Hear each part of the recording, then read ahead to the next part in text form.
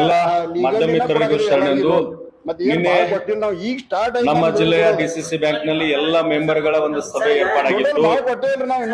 ನಾವು ಬಹಳಷ್ಟು ಸಾರಿ ಡಿಸಿಸಿ ಬ್ಯಾಂಕಿನ ಅಧ್ಯಕ್ಷರಿಗೆ ಈಗ ಸದ್ಯ ಇರ್ತಕ್ಕಂಥ ಅಧ್ಯಕ್ಷರಿಗೆ ಹೋದ್ ಸಾರಿ ಮಾತನಾಡುವಾಗ ರೈತರಿಗೆ ಸಾಲ ಕೊಟ್ರ ಬ್ಯಾಂಕ್ ನುಕ್ಸಾನ ಆಗ್ತದ ಅಂತ ಹೇಳಿದ್ರು.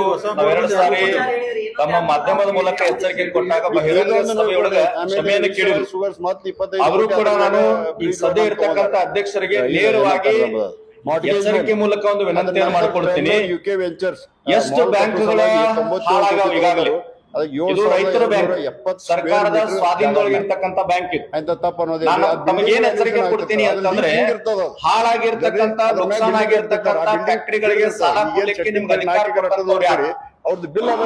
ಸಾಮಾನ್ಯ ಉದಾಹರಣೆಯನ್ನು ಕೊಡ್ತೀನಿ ನಾನು. ಬಹಳಷ್ಟು ಫ್ಯಾಕ್ಟರಿಗಳ ಲಾಸ್ ಆಗಿ, ಲಾಕೌಟ್ ಆಗಿ, ಹಾಳಾಗಿ ಎಲ್ಲಾ ಹಣವನ್ನು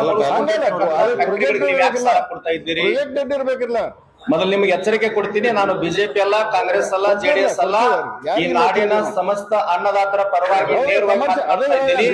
ಒಂದು ನಿಮ್ಗೆ ಉದಾಹರಣೆಯನ್ನು ಕೊಡ್ತೀನಿ. ಸಂಗಮ ಸಹಕಾರಿ ಸಕ್ಕರೆ ಕಾರ್ಖಾನೆ ಹಿಡ್ಕಲ್ರೆ ಬ್ರಿಡ್ಜ್ ಸಾಲ ಕಟ್ಟಲಿಕ್ಕೆ 10 ಕೋಟಿ, ಸಕ್ಕರೆ ಘಟಕವನ್ನು ವಿಸ್ತರಣೆ ಮಾಡ್ಲಿಕ್ಕೆ 287 ಕೋಟಿ, ಒಟ್ಟಾರೆ 297 ಕೋಟಿ ಸಾಲವನ್ನ ನಿಮ್ಗೆ ಅರ್ಜಿ ಬಂದ ನಿನ್ನೆ ನೀವು ಚರ್ಚೆ ಮಾಡಿ. ಈ 297 ಕೋಟಿ ರೂಪಾಯಿ ಸಾಲವನ್ನ ಅಣ್ಣಾ ಸಾಹೇಬ್ ಜೊಲ್ಲೆ ಅವರು ಸಾಲ ಕೊಡೋದಾದ್ರೆ ಎಚ್ಚರಿಕೆ ಕೊಡ್ತೀನಿ. ನಮ್ಮ ಡಿಸಿಸಿ ಬ್ಯಾಂಕಿನ ಸಾಲ ಕೊಡುವಾಗ ಅದಕ್ಕೇನು ಡಾಕ್ಯುಮೆಂಟ್ ಹಾಕ್ತಾರೆ ಅಂದ್ರೆ ನಿಮ್ಗೆ ವೀರೇಶ್ವರ ಬ್ಯಾಂಕಿನ ಸಂಪೂರ್ಣ ಡಾಕ್ಯುಮೆಂಟ್ ಹಾಕ್ತಾರೆ, ನಿಮ್ಮ ಮನೆ ಆಸ್ತಿ ಪತ್ರ ಹಾಕ್ತಾರೆ.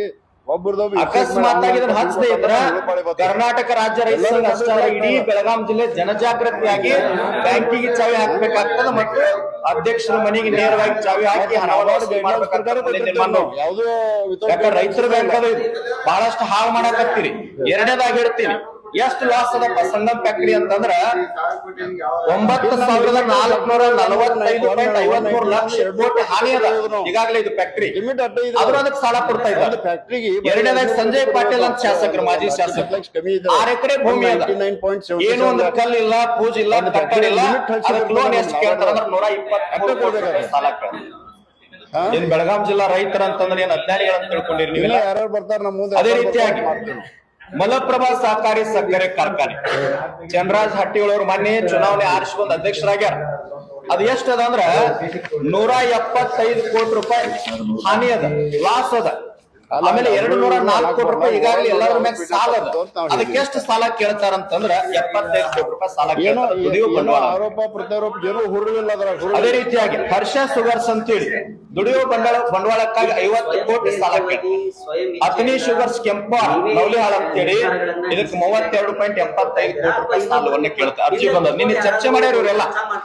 ಅದೇ ರೀತಿಯಾಗಿ ಬೆಳಗಾವಿ ಶುಗರ್ಸ್ ಅಂತ ಹೇಳಿದ್ರು, ಇದು ಮಷಿನರಿ ಖರೀದಿ ಮಾಡ್ಲಿಕ್ಕೆ ಮತ್ತು ಫ್ರೀ ಸೀಸನಲ್ ಅಂತ ಹಾಕ್ಲಿಕ್ಕೆ ಎಷ್ಟು ಕೇಳ್ತಾರ 33.40 ಕೋಟಿ ಸಾಲ ಕೇಳ್ತಾ ಇದ್ದಾರ.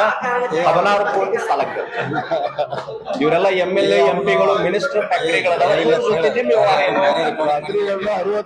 ಪ್ರಾಥಮಿಕ ಕೃಷಿ ಪತ್ತಿನ ಸಹಕಾರಿ ಬ್ಯಾಂಕಿನ ಒಬ್ಬ ಮೆಂಬರ್ಗಳು ಮತ ಹಾಕಿ ನಿಮ್ಮನ್ನು ಚುನಾವಣೆ ಆರಿಸಿ ಕೊಟ್ಟದ.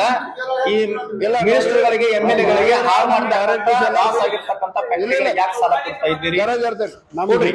ಆದ್ರೆ ಎಚ್ಚರಿಕೆ ಕೊಡ್ತೀನಿ, ನೀವು ಸಾಲ ಕೊಡೋದ್ರ ನಮ್ದೇನ್ ಅಭ್ಯಂತರ ಇಲ್ಲ. ಯಾವ ಮೆಂಬರ್ ರೆಫರೆನ್ಸ್ ಮ್ಯಾಗ ಬಂದಿರ್ತದ ಅದಕ್ಕೆ ನೀವು ಮನಿ ಆಸ್ತಿ ಪತ್ರ ಹಚ್ಚಬೇಕು. ನಾಳೆ ಲಾಕೌಟ್ ಮಾಡಿ ಹಾಳಾಗಿ ಹೋಗಿ ಅದು ನುಕ್ಸಾನ್ ತೋರಿಸಿ 500 ಕೋಟಿ ಇದ್ದು 300 ಕೋಟಿ ರೂಪಾಯಿ ಸಾಲವನ್ನ ಯಾವುದೇ ಒಂದೇ ಡಿಸಿಸಿ ಬ್ಯಾಂಕ್ ಕೊಡ್ಲಿಕ್ಕೆ ಬರೋಂಗಿಲ್ಲ. ಬ್ಯಾಂಕರ್ಸ್ ಮೀಟಿಂಗ್ ಆಗಬೇಕು. 4-5 ಬ್ಯಾಂಕ್ಗಳ ಕೂಡಿ 300 ಕೋಟಿ ರೂಪಾಯಿ ಸಾಲ ಕೊಡ್ಲಿಕ್ಕೆ ಬರ್ತದ. ಅಷ್ಟು ಜ್ಞಾನ ಇಲ್ಲ. ಬಿಜಾಪುರದವ್ರು ಬರ್ತಾ ಇಲ್ಲ, ಬಾಗಲಕೋಟೆಯವ್ರು ಬರ್ತಾ ಇಲ್ಲ, ಮಂಗಳೂರವ್ರು ಬಂದಿಲ್ಲ, ಧಾರವಾಡದವ್ರು ಬರ್ತಾ ಇಲ್ಲ.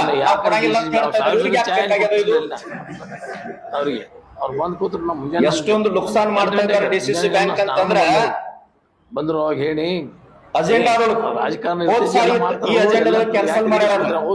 ಯಾವ್ದಂತ ಸೋಮೇಶ್ವರ ಸಹಕಾರಿ ಸಕ್ಕರೆ ಕಾರ್ಖಾನೆ 245.75 ಕೋಟಿ ರೂಪಾಯಿ ಸಾಲಕ್ಕಾಗಿ ಅರ್ಜಿ ಬಂದದ. ಅದ್ರೊಳಗೆ ಎಷ್ಟು ಲಾಸ್ ಅದ ಅಂದ್ರ 18,846 ಲಕ್ಷ ಕೋಟಿ. ನಮ್ಮ ಸಿಸ್ಟರ್ ಇಂತ ಫ್ಯಾಕ್ಟರಿಗಳಿಗೆ ಕೊಟ್ಟು ಇಡೀ ಸಂಪೂರ್ಣ ಡಿಸಿಸಿ ಬ್ಯಾಂಕ್ ಅನ್ನ ಮುಳುಗಿಸಿ ಕೊಟ್ಟಿದ್ರೆ ಕೆಲಸ ಮಾಡ್ಲಕ್ ಹೇಳ್ರಿ ಅಂತೇಳಿ ರಾಜಕಾರಣದ ಸಲುವಾಗಿ ಮಾಡ್ಬೇಡಿ. ನಾವು ನಿಮ್ ಪರಾನಲ್ಲ ವಿರೋಧನಲ್ಲ. ನಾನು ಎಲ್ಲಾ ಅಧ್ಯಕ್ಷರಿಗೆ ನೇರವಾಗಿ ಕೊಡ್ತೇನೆ, ಮೆಂಬರ್ಗಳ ಸಂಬಂಧ ಇಲ್ಲ. ಯಾರೋ ಮಾಡಿ ಮಾತನಾಡ್ತಾರ ನಾವು ಡಿಸಿಸಿ ಬ್ಯಾಂಕ್ ನ ರಬ್ಬರ್ ಸ್ಟಾಂಪ್ ಆಗಿವಿ ಅಂತ ಹೇಳ್ತಾರೆ. ರಬ್ಬರ್ ಸ್ಟಾಂಪ್ ಆಗಿದ್ರೆ ಅಲ್ಲೇ ಹಾಕಿದ್ರೆ ಬ್ಯಾಂಕ್ ನಾವೆಲ್ಲ ಎಷ್ಟು ಸ್ವತಂತ್ರ ಇದೀವಿ. ಯಾರು ಬಿಡೋದಿಲ್ಲ, ಯಾವ ರಬ್ಬರ್ ಸ್ಟಾಂಪ್ ಇಲ್ಲ. ಇಡೀ ನಾಡಿನ ಅನ್ನದಾತರ ಪರವಾಗಿ ಮುಖ್ಯಮಂತ್ರಿಯನ್ನು ಸಹಿತ ನೇರವಾಗಿ ಕೇಳತಕ್ಕಂತ ತಾಕತ್ತು ರೈತರಿಗೆಲ್ಲ. ನಮ್ ಜೊತೆ ಬರ್ರಿ. ಅದನ್ನ ಬಿಟ್ಟು ನೀವು ಬ್ಯಾಂಕ್ ಹಾಳು ಮಾಡಿ ಸಾವಿರಾರು ಕೋಟಿ ರೂಪಾಯಿ ಕೊಟ್ಟು ಜಿಲ್ಲೆಯನ್ನು ಹಾಳು ಮಾಡಬೇಡ್ರಿ. ಹಾಳು ಮಾಡಿದ್ದಾದ್ರೆ ಸನ್ಮಾನ್ಯ ಅಣ್ಣಾ ಸಾಹೇಬ್ ಜೊಲ್ಲೆ ಅವರು ಇವತ್ತು ನಮ್ಮ ಬೆಳಗಾವಿ ಜಿಲ್ಲೆಯ ಡಿಸಿಸಿ ಬ್ಯಾಂಕಿನ ಅಧ್ಯಕ್ಷರಿದ್ದೀರಿ. ನಿಮ್ಗೆ ಎಚ್ಚರಿಕೆ ಕೊಡ್ತೀನಿ, ಒಂದು ಸಾರಿ ತಪ್ಪು ಮಾಡಿರಿ, ಎಚ್ಚರಿಕೆ ಕೊಟ್ಟಾಗ ಕ್ಷಮಾ ಕೇಳಿರಿ.